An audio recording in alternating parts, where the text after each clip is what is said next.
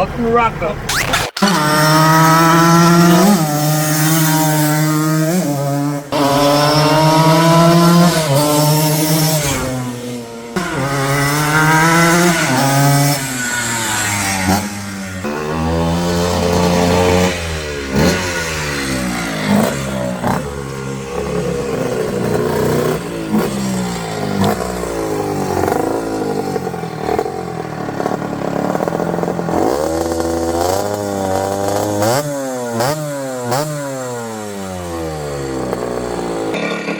Guys, check out the class of 1979 Suzuki RM100. This is the exact same bike I had in 1979.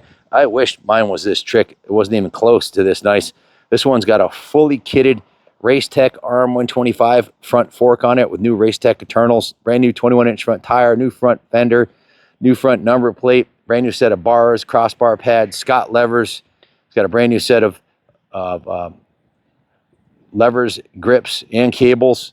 New DG graphics. This one's fully kitted with a DG period correct DG pipe, which is super hard to find, along with a DG cylinder head.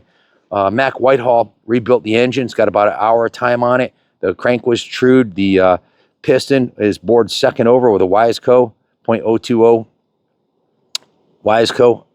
The carb is original Mikuni carb, rebuilt with a new air filter. Air box is in mint shape.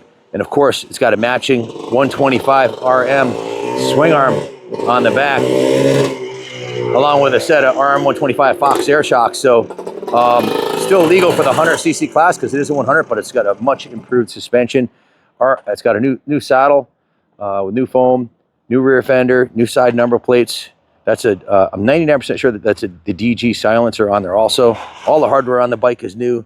New chain and sprockets, brand new set of Dunlop tires, still have the hairy nubs on them.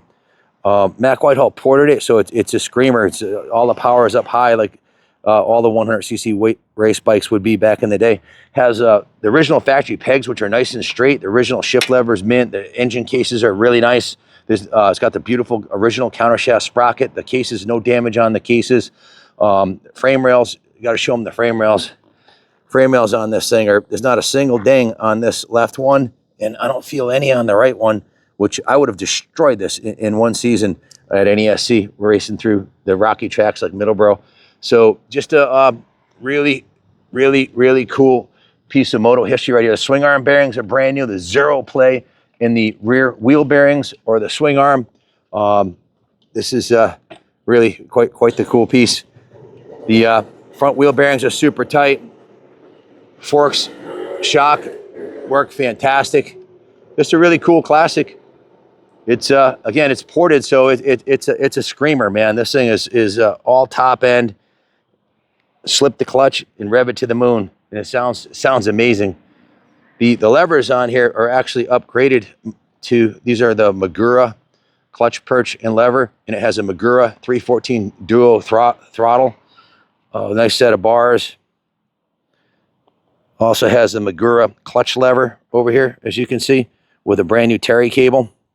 This is like pretty much moto porn for a 15-year-old kid in 1980 to see a bike like this. Would be like a works bike, you know, with a DG head and the pipe and the 125 suspension. I mean, you would have just, man, you'd have had the nicest bike at Southwick, July of 1980, exactly 45 years ago. When I was 15 years old, I won all 4 motos on the July 4th race weekend, 45 years ago. 1-1-1-1 in the 100cc novice or C class, and that was awesome. I turned amateur that weekend. The next weekend, not so awesome. My compound fractured my tib and fib, snapped my leg in half, and that was the end of the season for me. And I didn't come back till 82, and I was on a 250 by then. But that's a whole other story. That RM100 was an awesome bike. Suspension on this thing's killer, man. The Fox shocks are really a potent set of vintage suspension. It's about as good as it gets from that era. And these Racetech kitted forks are the hot setup. You're going to be hucking some big jumps on a classic motocross bike. This is the best way to do it. If you have any questions about the bike, give us a call, 860-454-7024. It's going to be sold on eBay at auction, or you can call Junior, and we'll hook you up either way. We can finance the bike for you if you like. We do take trades, so give us a call. Thanks for watching, and God bless America.